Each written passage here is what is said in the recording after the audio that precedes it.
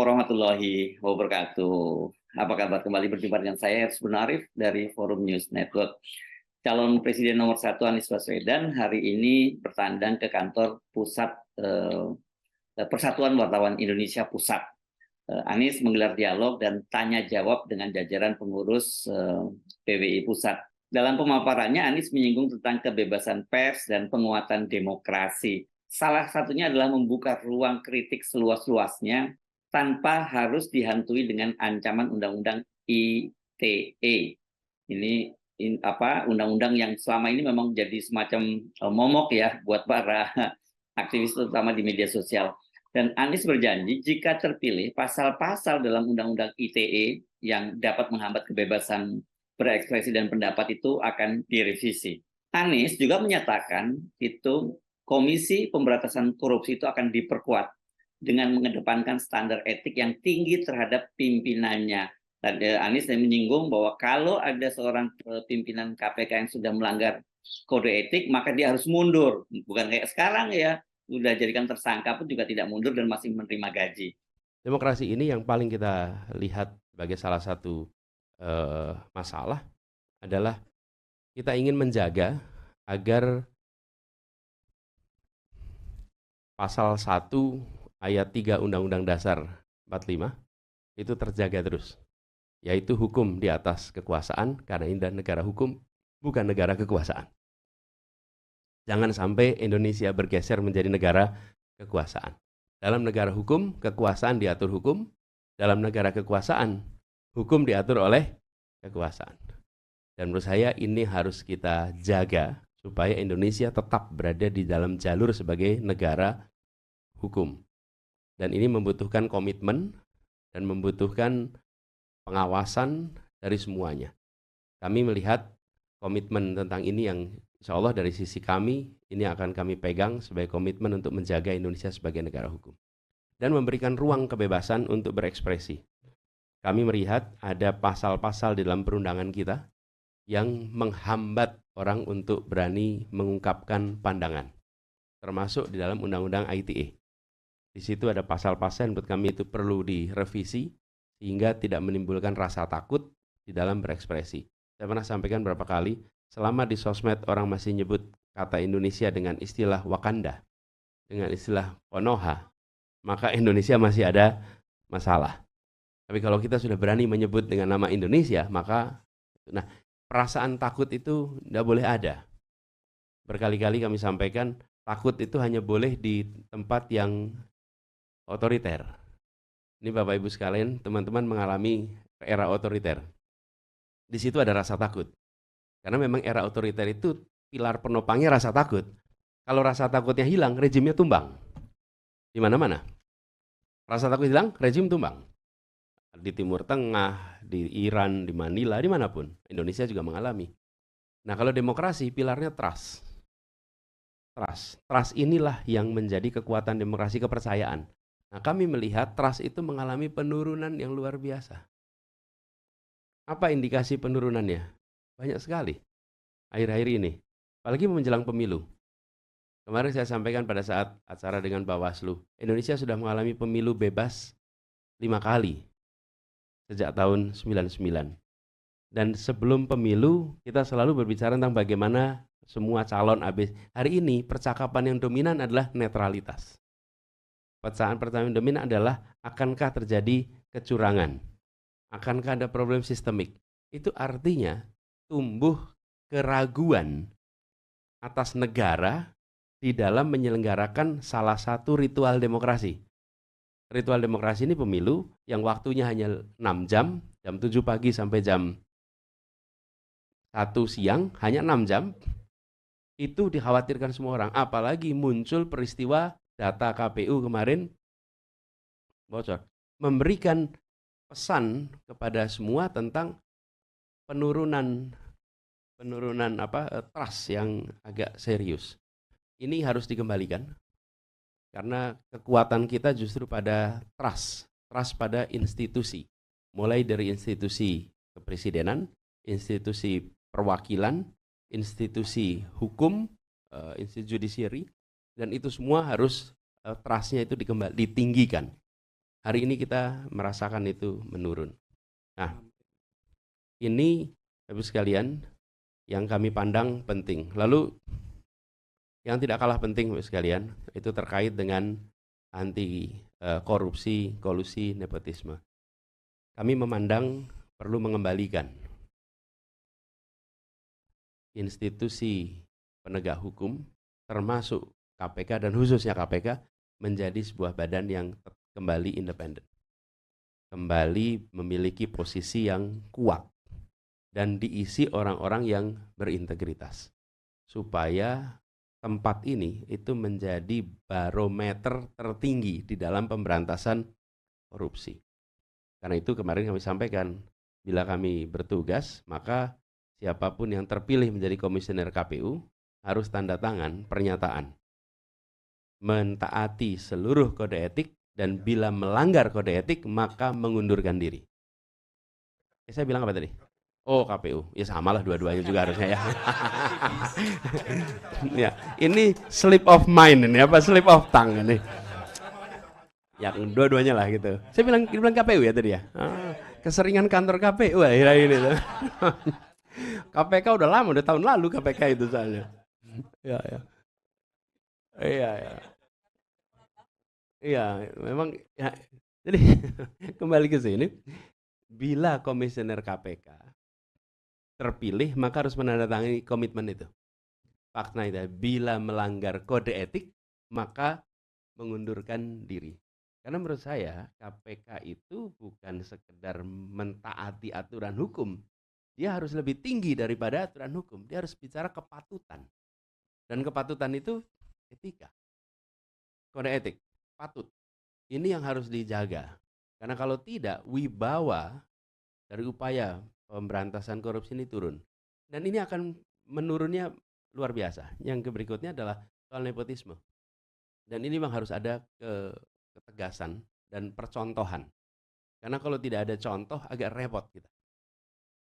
Nepotisme ini dicontohkan, bukan diceramahkan. Jadi ini yang harus kita tunjukkan sama-sama. Ya, jadi kan kalau kita menyebut soal MK kemarin, itu bukan kita menuduh, ini kan keputusan MK. MK itu Majelis Kehormatan Mahkamah Konstitusi. Dan Majelis Kehormatan itu dikatakan bersalah, bukan? Pelanggaran etik berat. Beberapa waktu yang lalu ada beberapa orang guru, bukan guru masyarakat yang datang dari, saya nggak usah sebut provinsi, nanti cari orangnya kasihan itu. Tapi dia cerita, Pak Anies, ini masalahnya kami meminta tolong besok ke depan, kalau pengangkatan guru-guru, tolong jangan nepotisme. Orang dalam, ponakannya, saudaranya, sudah siapa, kepala sekolah, kepala dinas, dan lain-lain. Dan ketika mereka itu mengadu, Pak ini orang dalam jawabannya, oh di Jakarta aja begitu, apalagi kita di daerah, kan susah jawabnya. Makanya Anda jangan protes di Jakarta gitu kok. Inilah yang membuat saya bilang harus dicontohkan. Karena kalau tidak dicontohkan di daerah menular. Dan menularnya biasanya lebih ekstrim. Dalam sesi tanya jawab, Anies itu menjawab beberapa pertanyaan yang cukup beragam ini. Ada yang bertanya tentang keberadaan buzzer. Nah, ini saya kira pertanyaan yang menarik karena bagaimanapun juga Anies ini kan sebagai figur, sebagai tokoh publik ini salah satu yang banyak sekali menjadi korban dari para buzzer. Jadi bagaimana sikap dia tentang buzzer ini nanti menarik kita simak, dan juga ada pertanyaan yang saya kira ini sedikit tricky, nggak tricky lah, sedikit memancing ya. Bagaimana sikapnya terhadap keberlanjutan IKN, Ibu Kota Negara Baru, bila dia terpilih menjadi presiden. Karena kan sekarang ini PKS itu salah satu partai yang mendukung Anies dengan tegas menyatakan kalau Anies menang atau PKS menang, maka Ibu Kota Negara akan tetap berada di Jakarta. Saya mau tanya sih, kita mau tahu ya, KPK ini nanti kalau Mas Anies jadi mau diapakan? Gitu. Apa tuh? KPK. KPK. Karena kan Mas Anies ada yang minta KPK dibubarin. Oh. Iya kan.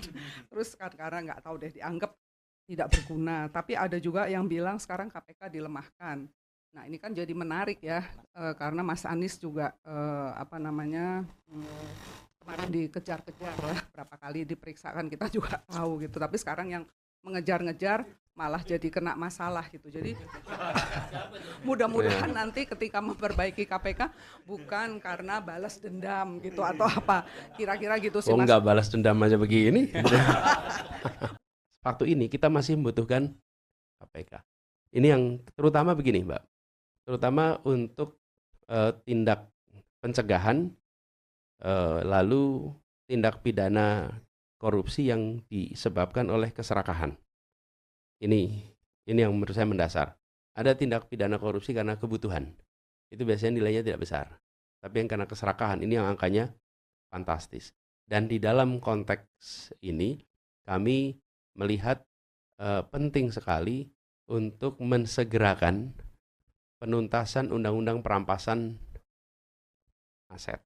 Pemiskinan itu paling ditakuti oleh koruptor. Selama kita tidak punya instrumen untuk memiskinkan koruptor, bayangkan ngambil sekian ratus miliar, dihukum 10 tahun, 15 tahun. Setelah pulang, masih ada nggak tuh yang diambil? Nah itu kalau masih ada, itu kan seperti ngitung kerja aja 10 tahun, dapat uang segitu. Dengan kerjanya berdiam diri di dalam sel gitu. Nah menurut saya itu harus ada perampasan aset itu. Karena kan masih diproses ya, menurut saya harus dituntaskan segera. Ya, kita biasa dulu mendengar joke di masa Orde Baru bahwa pemilu yang paling cepat itu di Indonesia, di seluruh dunia. Karena belum mulai sudah tahu hasilnya, belum dilaksanakan coblosan. Isu-isu kemudian reformasi, lalu isu ini kemudian bergulir kembali dengan berbagai peringatan tentang kecurangan. Masif sekali itu. Nah, saya ingin bertanya juga kepada salah satu calon, dalam hal ini adalah Pak Anies, calon presiden. Di sisa waktu ini apa yang bisa diperbuat Pak kira-kira untuk mencegah kecurangan itu terjadi? Atau katakanlah seperti yang tadi zaman Orde Baru itu belum dimulai sudah ada pemenangnya. Apa yang bisa dilakukan? Mungkin ada beberapa. Apa ada tanda-tanda begitu? Nah ini saya balik Pak. Bapak juga menyatakan saya banyak seperti itu. Satu Pak ya. Kemudian yang kedua Pak, ini soal IKN itu juga saya kira menjadi satu wacana yang nanti juga akan mewarnai debat calon presiden. PKS sebagai partai pendukung Pak Anies mengatakan bahwa menolak IKN itu, kalau Pak Anies dengan bahasa yang lebih halus tidak menolak tapi akan menimbulkan ketimpangan baru. Jadi kalau saya balik tanya kembali, terakhir gimana Pak posisi terakhir tentang IKN? Terima kasih. Ya, posisinya belum berakhir Pak. masih berproses. Tapi ini soal pemilu, kami melihat perlu ada partisipasi publik yang lebih banyak di dalam mengawasi proses ini. Yang mau diselamatkan itu bukan suaranya capres, bukan suaranya partai. Yang mau diselamatkan itu suaranya rakyat. Karena itu kita harus bersama-sama menjaganya. Jadi kalau saya boleh mengundang kepada masyarakat sipil, kepada organisasi-organisasi yang memiliki jaringan di masyarakat yang luas, itu untuk membentuk relawan pengawas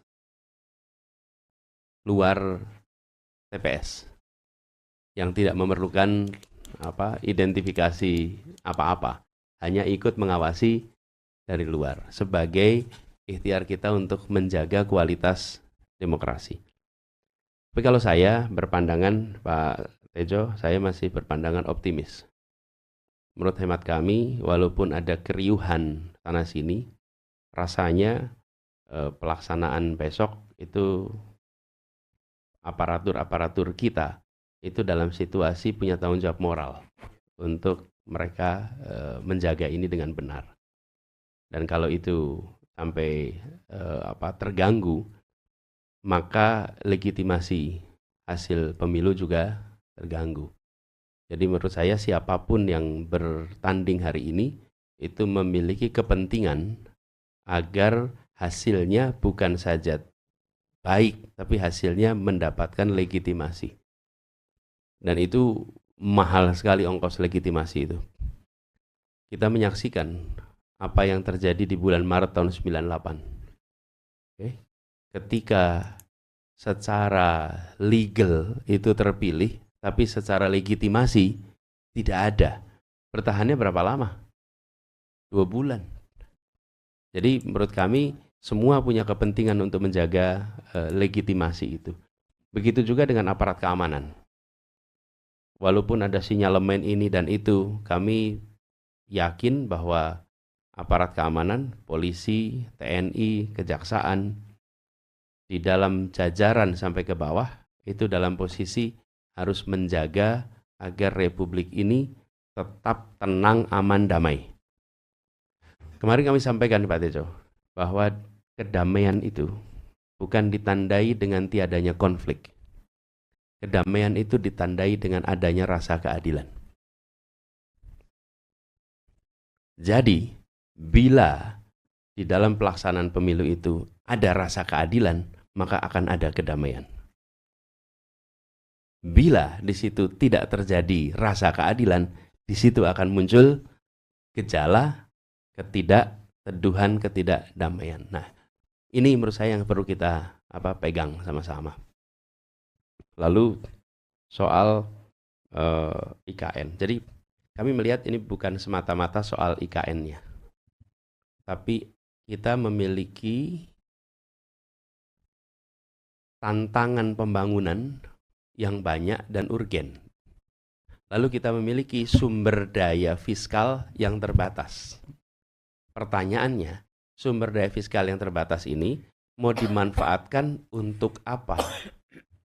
Untuk membangun satu tempat atau untuk membangun hal-hal urgen lainnya nih? Bagaimana Pak, guru-guru honorer kalau mendengar ada alokasi sekian triliun, sementara dia kepengen diangkat dan alasannya karena anggarannya belum ada. Terus gimana kita menjelaskan kepada guru-guru honorer ini? Lalu kita bilang kami ingin kualitas manusia yang lebih baik. Loh, kalau kita ingin kualitas manusia lebih baik, ya gurunya dibenerin. Gimana guru bisa konsentrasi ngajar ketika gajinya hanya cukup untuk 10 hari?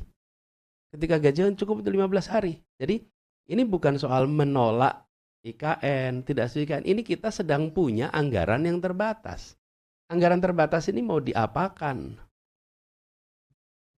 Menurut hemat kami, ada persoalan-persoalan urgen yang harus diselesaikan.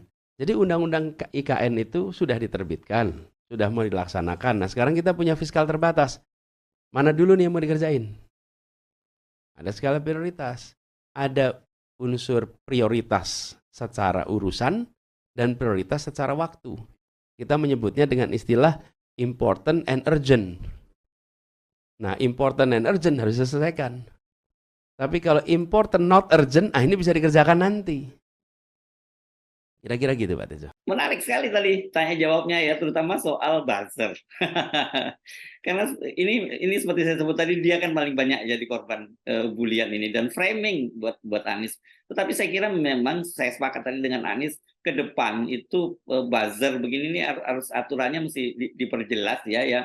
Bukan berarti di satu sisi ini dilematis, satu sisi kan kebebasan berpendapat, berekspresi, tapi di satu sisi kan kalau buzzer ini sebenarnya keburukan dari buzzer ini justru dimanfaatkan oleh pemerintah menggunakan anggaran pemerintah, atau setidaknya mereka mendapat jabatan-jabatan di pemerintahan menjadi komisaris dan digunakan itu untuk menghajar lawan-lawan politik pemerintah, dan ini jelas anti demokrasi. Begitu juga soal IKN ya. Tapi walaupun dia menjawabnya tadi secara diplomatis, tapi dari jawabannya kita sebenarnya paham bahwa ibu kota negara baru itu tidak akan menjadi skala prioritas pemerintahnya bila dia terpilih.